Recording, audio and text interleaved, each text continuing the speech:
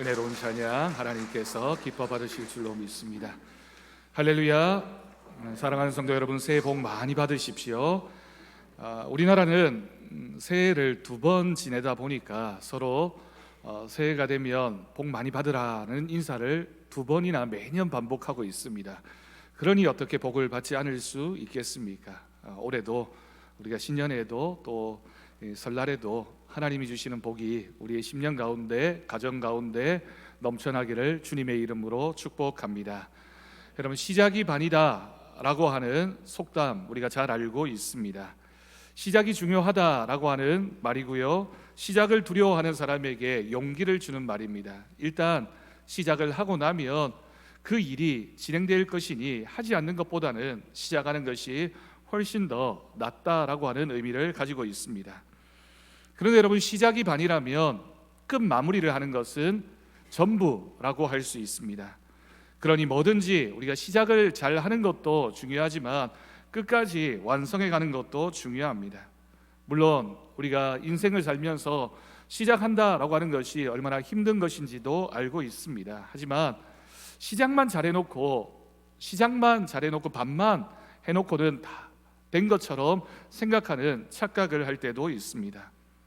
내가 성경 필사를 해야지, 시작은 할 수 있지만 끝 마무리까지 하는 것이 얼마나 힘든 일입니까? 내가 올해는 새벽 기도에 열심히 나와야지, 마음은 누구나 먹을 수 있지만 끝까지 완성해 가는 것은 어려운 일입니다. 내가 올해는 찬양대원으로, 교사로 또는 주방에서 또 여러 가지 교회 사역의 현장에서 열심히 봉사해야지 다짐을 해놓고 끝까지 못하는 경우가 얼마나 많이 있습니까?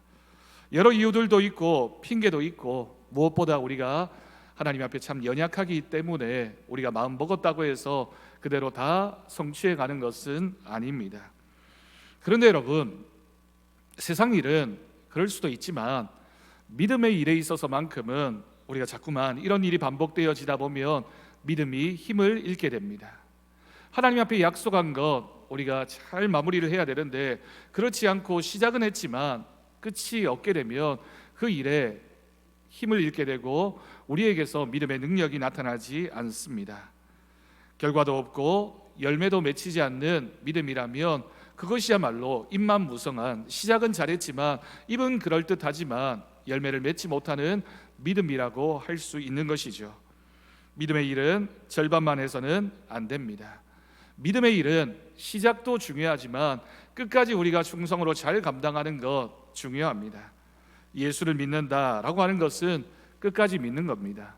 내가 예수 믿어야지 시작했다고 해서 완성되어지는 것이 아니라 주님이 부르시는 그날까지 우리가 믿음을 지키며 끝까지 인내하며 살아갈 때 그것이 바로 믿음의 완성입니다. 누가복음 9장 62절 말씀 보면 예수님께서도 이렇게 말씀하셨습니다. 손에 쟁기를 잡고 뒤를 돌아보는 사람은 하나님의 나라에 합당하지 않다라고 말씀하셨습니다. 시작했는데 내가 이 일을 끝까지 해나가야 되는데 그렇지 않고 자꾸만 뒤를 돌아보고 그 일을 마무리하지 못하게 되면 하나님 나라에 합당하지 않은 사람이 되는 것입니다. 건강해질 때까지, 안 되는 사업이 될 때까지, 자녀가 대학 합격할 때까지만 여러분 믿는 게 아니지 않습니까? 우리의 믿음이 지금 당장은 그런 목표를 향해서 기도도 하고 또한 믿음의 목표를 정하기도 하지만 그게 이루어졌다고 해서 우리의 믿음이 끝입니까?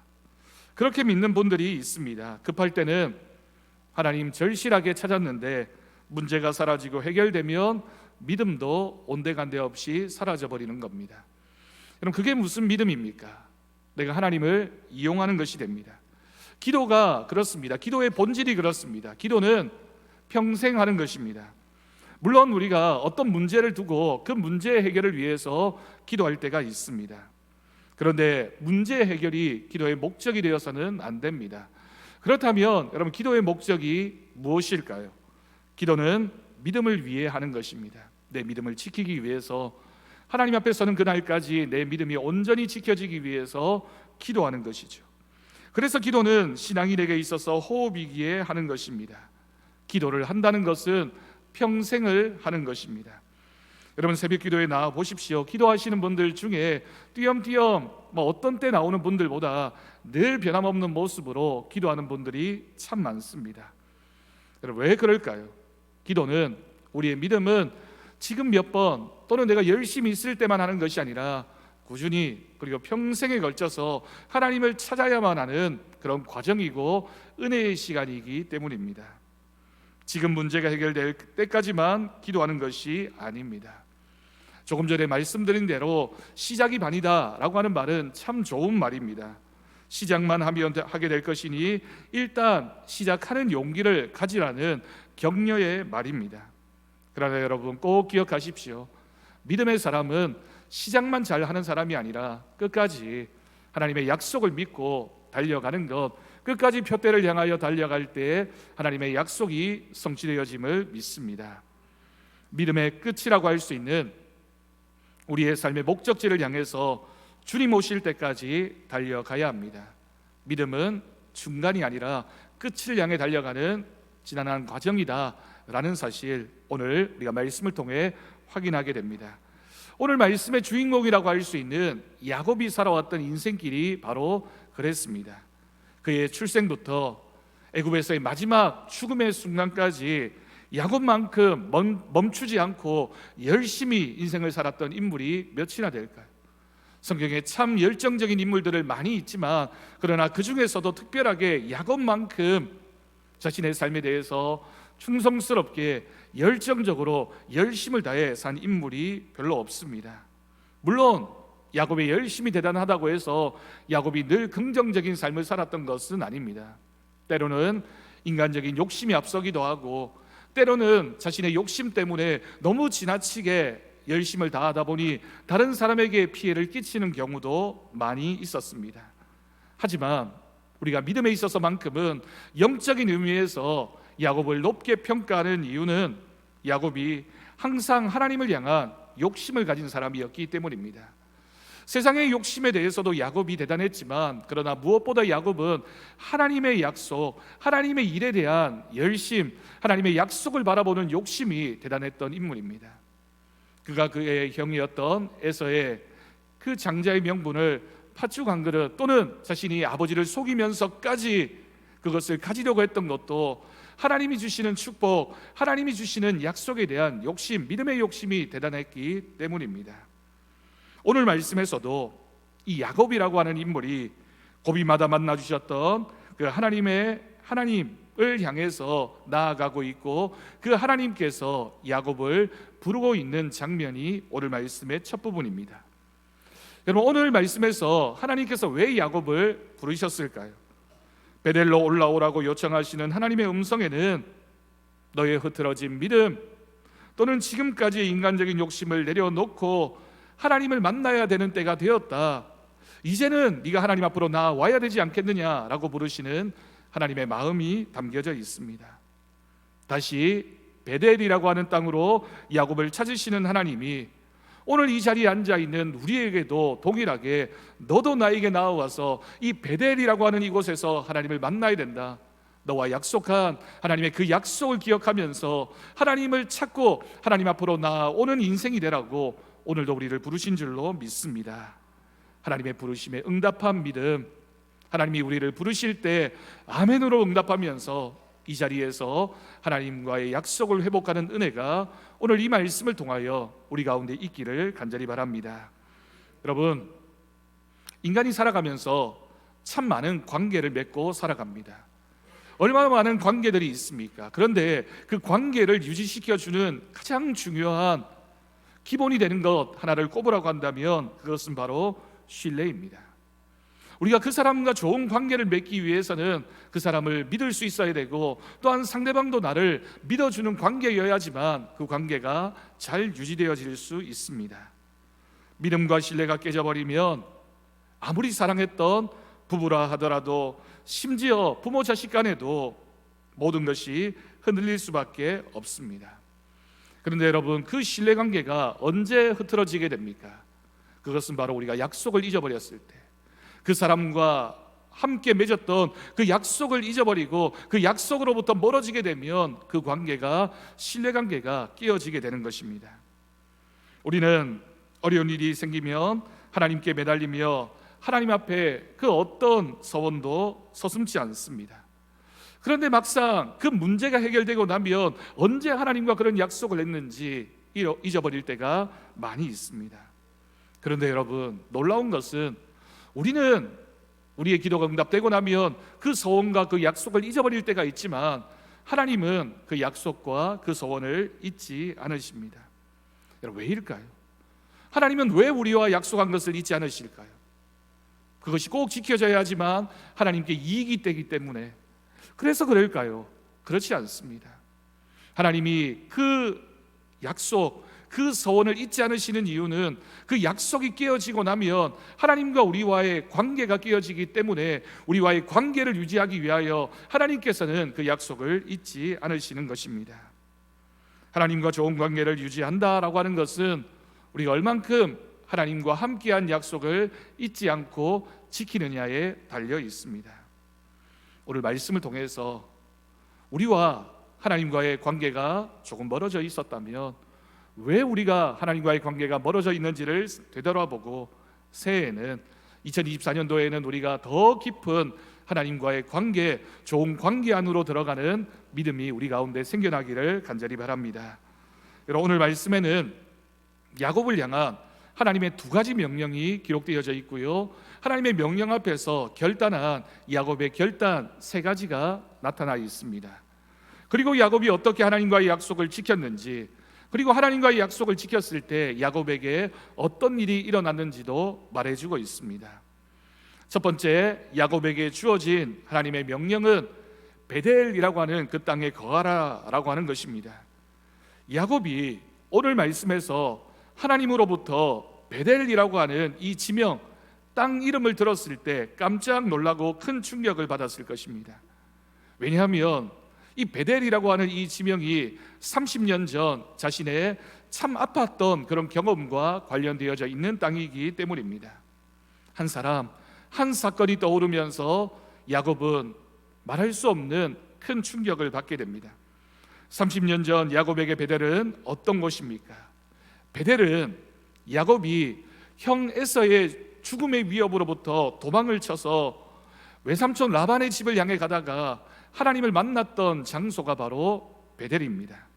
그곳에서 야곱이 하나님 앞에 약속합니다. 다시 나를 이 땅으로 돌아오게만 하신다면 하나님 앞에 내가 이런 삶을 살겠습니다 라고 하나님과 약속했던 땅이 바로 베델입니다.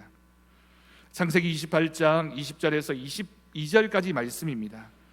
여호와께서 나의 하나님이 되실 것이요 내가 기둥으로 세운 이 돌이 하나님의 집이 될 것이요 하나님께서 내게 주신 모든 것에서 10분의 1을 내가 반드시 하나님께 드리겠습니다. 야곱이 그 어려운 형편, 궁지에 내몰리게 되자 하나님 앞에서 내가 이런 약속을 지키겠습니다. 하나님 저를 안전하게 지켜주시고 이 땅으로 다시 돌아오게만 해주십시오. 그러면 내가 하나님의 사람이 되어서 하나님의 뜻대로 살겠습니다라고 약속했습니다. 그 약속이 있은 지 30년이 지났습니다. 30년이라는 세월이 지나고 어떻게 되었습니까? 하나님은 야곱과 약속했던 그 모든 약속의 내용을 야곱에게 다 이루어 주셨습니다. 그런데 안타깝게도, 참 안타깝게도 야곱은 자신에게 닥친 모든 문제가 해결되자 그 소원을 잊어버리게 됩니다. 하나님은 신실하게 야곱과의 약속을 지켜가고 계시는데 야곱은 하나님과 약속했던 그 소원을 잊어버린 것이죠. 민수기 30장 2절 말씀 보면 하나님께 한 소원을 반드시 이행해야 한다라고 말씀하고 있습니다. 이유가 무엇입니까? 조금 전에 우리가 생각해 보았던 것처럼 우리는 하나님과의 약속, 하나님과의 소원을 잊어버린다 할지라도 하나님은 그 소원을 잊지 않으시기 때문입니다.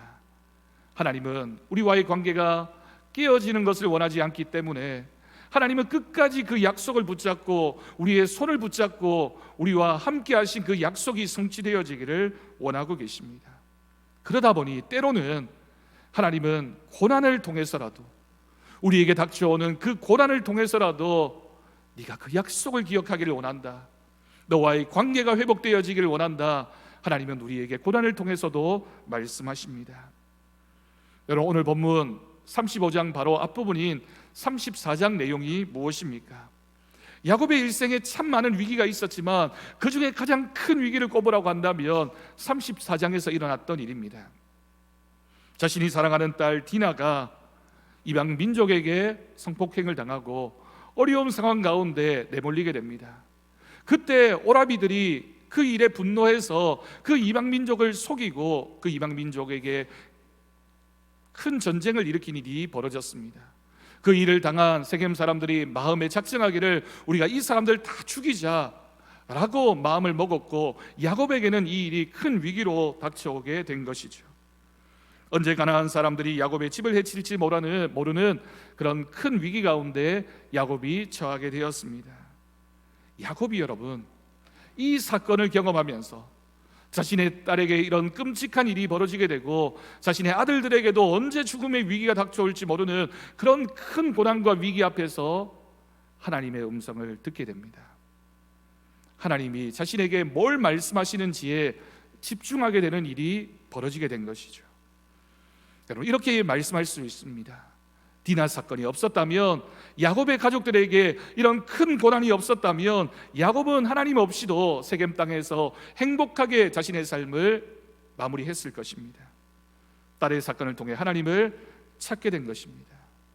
고난이 닥쳐왔을 때 그 고난을 통하여 하나님을 찾게 된 것입니다. 이처럼 딸의 사건은 큰 불행의 사건이었지만 그런 점에서 본다면 디나의 사건은 불행이 아니라 하나님의 은혜라고 할 수 있습니다. 우리가 사순절을 이번 수요일부터 시작하게 됩니다. 십자가의 고난이 신비로운 은혜가 되는 것은 그 고난을 우리가 묵상하면서 그 고난 가운데 담겨져 있는 하나님의 은혜를 발견할 수 있기 때문입니다. 여러분 인생에 고난이 없으면 좋겠죠. 그러나 우리 인생은 고난의 연속입니다. 지금 당장은 조금 괜찮은 것 같고 행복한 것 같고 지금은 평안한 것 같지만 언제 우리에게 고난이 닥쳐올지 모릅니다. 그러나 여러분 고난이 고난으로 끝이 나는 것이 아닌 것은 그 고난을 통해서 우리가 하나님과의 약속을 다시 한번 생각하게 되고 하나님 앞으로 나아올 수 있는 기회를 만든다면 그 고난을 통하여 신비로운 하나님의 은혜를 맛보게 될 것을 믿습니다. 두 번째로 야곱에게 주어진 하나님의 명령은 제단을 쌓으라는 것입니다. 여러분 세겜이라고 하는 지명과 베델이라고 하는 지명이 오늘 본문에 이렇게 양극단으로 놓여져 있습니다. 조금 쉽게 표현을 한다면 세겜은 야곱이 성공할 수 있는 장소, 야곱에게 행복을 가져다 줄 것만 같은 그런 땅이었습니다. 반대로 베델은 하나님과의 약속의 땅, 거기에 가봐야 인간적으로는 별로 도움이 되지 않는 그저 하나님을 예배하고 하나님을 향한 제단을 쌓아야만 하는 땅입니다.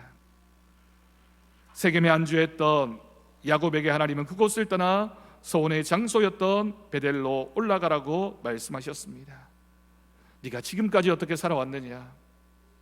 네가 지금까지 살아왔던 그 모습을 돌아보면서 네가 하나님을 처음 만났을 때, 내 이름을 처음 불렀을 때 그 첫사랑을 회복하라고 하나님께서 야곱에게 베델이라고 하는 지명을 말씀하신 것입니다. 요한계시록 2장 4절 5절 말씀 보면 이렇게 기록하고 있습니다. 그러나 너를 책망할 것이 있나니 너의 처음 사랑을 버렸느니라. 그러므로 어디서 떨어졌는지를 생각하고 회개하여 처음 행위를 가지라. 만일 그리하지 아니하고 회개하지 아니하면 내가 내게 가서 내 촛대를 그 자리에서 옮길 것이다. 하나님과의 약속의 장소, 그 처음 사랑을 잊어버리고 하나님과의 약속을 망각해버리면 나는 너를 버릴 것이다, 너는 아무것도 아닌 존재가 될 것이다 라고 하나님께서 말씀하셨습니다. 여러분 신앙생활에 있어서 우리가 꼭 기억해야 하는 것 한 가지가 있습니다. 하나님의 은혜를 받는 것도 중요하지만 받은 은혜를 지키는 것이 중요합니다. 하나님은 항상 우리에게 많은 은혜를 주십니다. 근데 많은 사람들이 그 은혜를 받고 받은 은혜에 좋아하고 감사하지만 그 받은 은혜를 유지하고 받은 은혜를 지켜가는 일에 무관심합니다. 그러니 은혜는 많이 받았는데 믿음이 성장하지 않고, 하나님이 우리에게 많은 은혜를 부어주셨는데도 불구하고 우리의 믿음에 확신이 없는 것은 우리가 받은 은혜를 유지하지 못하고 있기 때문입니다. 야곱이 이 세겜이라고 하는 땅에서 부자가 되었고 자신의 영역도 넓어지고 인간적으로는 성취하고 성공할 수 있는 그런 땅이었습니다. 하지만 안타깝게도 여러분, 그런 행복, 세상에서 우리가 누릴 수 있는 만족은 한순간입니다. 여러분, 잘 알고 있지 않습니까? 우리 인생이 얼마나 짧습니까? 우리가 이 땅에 사는 동안 어떤 때는 부유할 수 있고 건강할 수 있고 어떤 때는 참 행복하다라고 생각할 수 있지만 그 시간이 참 짧습니다.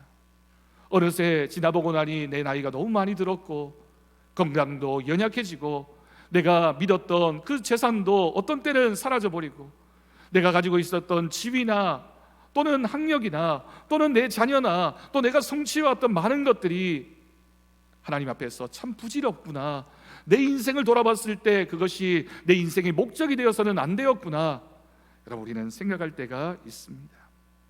그때 하나님께서는 너는 세겜에 머물지 말고 베델로 올라가라고 말씀하십니다. 여러분, 우리가 올라가야 할 베델은 어디입니까? 누구나 하나님으로부터 사랑과 은혜를 받은 순간 하나님을 위한 소원과 결심을 갖게 됩니다.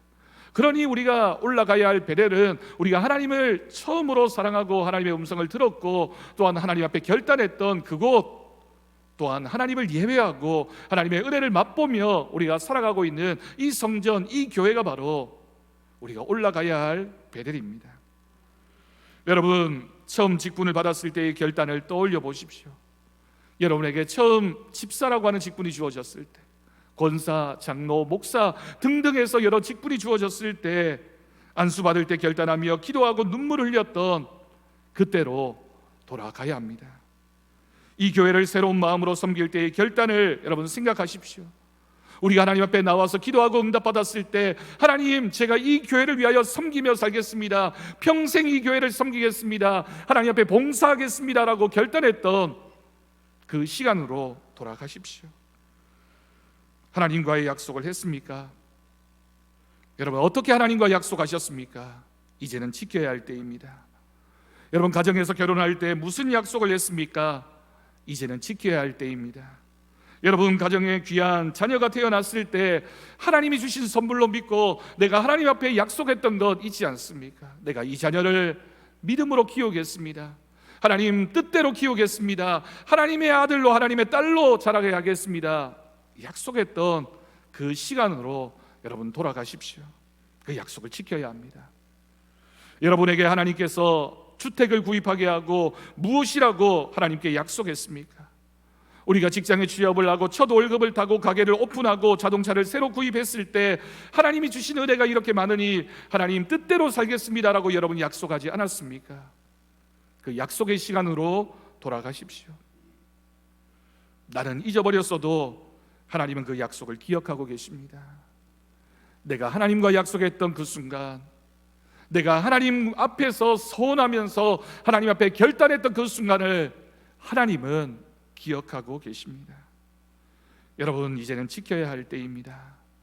하나님께서 왜 우리에게 건강을 주셨는지, 왜 물질을 주셨는지, 왜 직분을 주셨는지, 왜 가정을 주셨고 왜 이 교회에 출석하게 하셨는지 그 이유를 기억하고 고백한다면 우리가 이렇게 살아서야 되겠습니까? 이렇게 하나님이 부르셨고 하나님 앞에 믿음으로 제단을 쌓고 베델로 올라가는 야곱이 하나님의 부르심에 대해서 세 가지 결단을 하게 됩니다. 첫 번째는 야곱은 이방 신상을 버렸습니다. 야곱은 자신의 가족들에게 우리 집안에 있는 모든 이방 신상들을 버리라고 명령했습니다. 여러분, 야곱이 세겜 땅에 들어와 살면서 부유해졌습니다.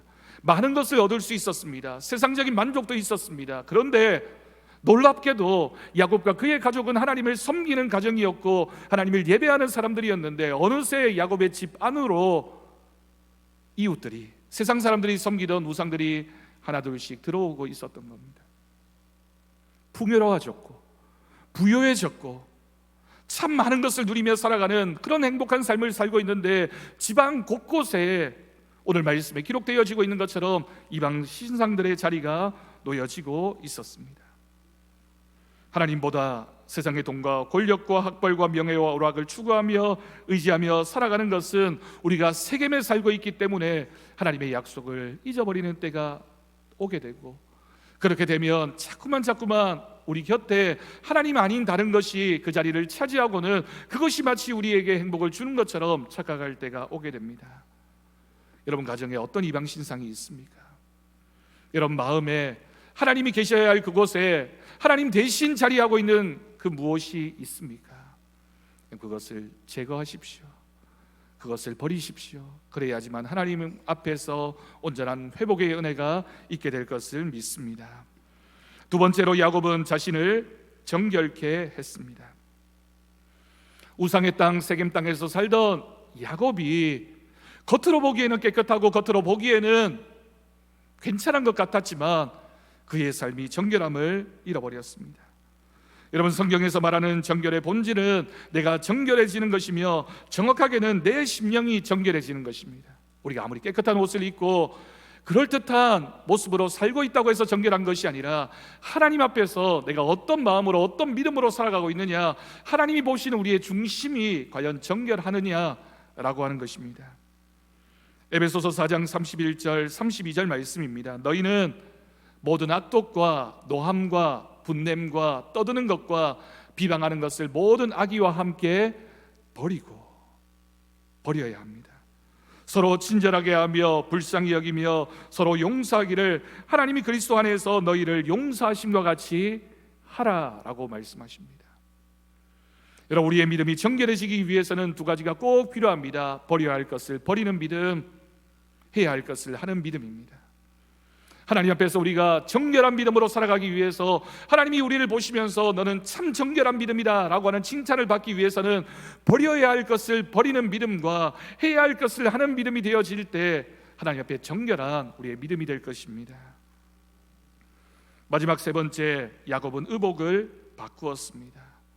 옷을 바꾸어 입었다는 뜻입니다. 여러분 성경에 나와 있는 의복, 옷이라고 하는 이것은 신분과 행실을 나타냅니다. 영적인 의미가 있는 단어이죠. 우리가 옷을 바꿔 입는다는 것은 우리의 영적인 상태가 달라진다는 것이며 우리의 신분이 달라지는 것이며 또한 우리가 어떻게 살 것인가의 모습이 달라지는 것입니다. 누구나 시대의 유행과 문화에 맞는 옷을 입으려고 합니다. 세겜 땅에서 살면서 야곱이 입었던 옷은 세겜 땅의 옷이었습니다. 하나님은 이제 야곱에게 너는 세겜에서 입었던 옷이 아니라 베델로 올라가기 전에 베델에서 입어야 할 그 옷, 행실과 신분을 회복하라고 말씀하셨습니다. 그 옷을 바꿔 입는 것이 바로 요한계시록 7장 13절과 14절에 나와 있는 어린 양의 피로 씻은 흰옷입니다. 장로 중 하나가 응답하여 이르되 나에게 이르되 이 흰옷 입은 자들이 누구며 또 어디서 왔느냐? 내가 말하기를 내 주여 당신이 아시나이다 하니 그가 나에게 이르되 이는 큰 환난에서 나오는 자들인데 어린 양의 피에 그 옷을 씻어 희게 하였느니라. 아멘. 예수님의 피로 정결하게 씻겨지지 않으면 우리의 삶에 흰옷 입은 모습이 있을 수 없습니다. 야곱은 환난 가운데서 하나님의 말씀을 듣자마자 자기 죄를 깨닫게 됩니다. 그리고 자기 집안 모든 사람들에게 하나님의 메시지를 선포했습니다. 왜냐하면 나 한 사람의 문제가 아니라 이것이 가정 전체의 문제이며 우리 가정이 하나님 앞에 믿음으로 행복해지려면 우리 모두가 함께해야 하는 일임을 알았기 때문입니다. 순종했습니다. 베델로 올라가기 전에 세겜 땅의 모든 것들은 모두 세겜 땅에 버려야 했습니다. 여러분 믿음으로 세상의 것들을 잘 버리는 사람에게 하나님이 채워주십니다. 내가 붙잡고 있는 세상의 것이 내가 지켜낼 수 있는 것이 아니라 내가 믿음을 가지고 하나님이 허락하신 것을 바라보면서 세상의 것을 잘 버리는 사람이 되면 그 이후에는 하나님이 채워주시는 진짜가 있습니다. 가짜를 버려야 진짜를 차지하게 되죠. 우리가 세상을 살면서 세겜에 살면서 가짜 붙잡고 그것이 나를 행복하게 할 것이라고 생각하는 것 착각입니다. 가짜를 버린 사람에게 하나님이 주시는 진짜가 있을 줄로 믿습니다. 서원을 지키지 못하는 이유는 방해가 많기 때문입니다. 믿음의 대가를 지불해야 하기 때문입니다. 우리가 믿음 생활을 한다는 것은 여러분 우리가 대가를 치르는 것을 의미합니다. 왜냐하면 소유하기 위해서는 먼저 버려야 할 것들이 있기 때문입니다. 우리의 마음에 우리의 삶에 예수님의 것, 주님의 것으로 채우기 위해서는 먼저 버려야 할 것이 있는데 그것이 바로 믿음의 대가입니다. 주님의 제자가 된다는 것은, 성도가 된다는 것은, 직분자가 된다는 것은 엄밀한 의미에서 대가를 지불하는 삶입니다. 내가 하나님 옆에 성도가 되기 위해서, 내가 좋은 집사가 되기 위해서, 좋은 장로와 권사가 되기 위해서, 좋은 믿음의 사람이 되기 위해서는 우리가 반드시 치러야 할 값이 있습니다. 그 값을 치르는 것, 그 대가를 치르는 것을 싫어하면서 우리가 어떻게 주님의 제자가 될 수 있겠습니까? 그럴 때 하나님께서 야곱과 함께 하셨습니다. 야곱의 두려움은 세겜 주변의 족속들이 나를 해치면 어떡할까 걱정하고 염려했는데, 야곱이 세겜을 떠나는 그 순간에 하나님께서 함께 하셨고, 그 어떤 사람도 야곱의 가족들을 침범하지 못하도록 하나님께서 지켜주셨습니다. 여러분, 이런 믿음이 있어야 베델로 올라갈 수 있습니다.